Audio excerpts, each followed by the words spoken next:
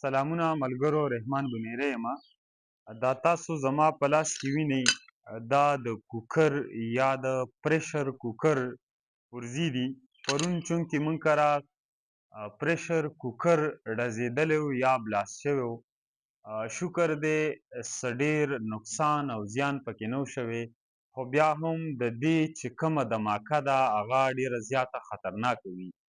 نو هغه خویندو میندو ته دغه ریکویسټ دی، څوک چې د دې استعمال کوي نو بیا دې د دې په استعمال باندې ځان پوهه کړي، که نه هغه لرې نه ده چې د دوی ځان پکې لاړ شي، مرګ ژوبله پکې وشي.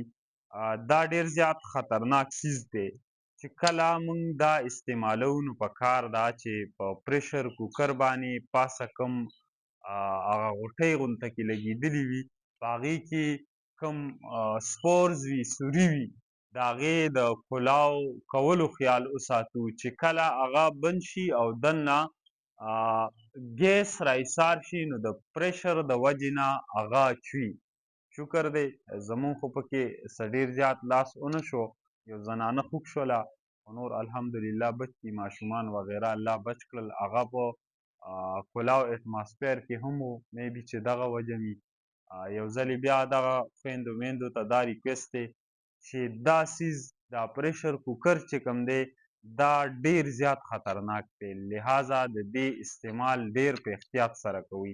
دا تاسو لیدی شئ ټولې پرزې دي. نیم چې کوم پریشر کوکر دی هغه د سره شته هم نه، خدای خبر شه چې ګاونډیانو کره تللی دی او که نه پټو ته تللی دی. دغه کم حصه یا پارټ چې وینئ دا زمونږ یو بل خوا کور نه کسانو راکړو چې دا موږ کره په هغه بلاستینګ کې را رسېدلی دی، ډېر زیات تاوي. دغه خواست دی چې ډېر په احتیاط سره یې استعمالوئ.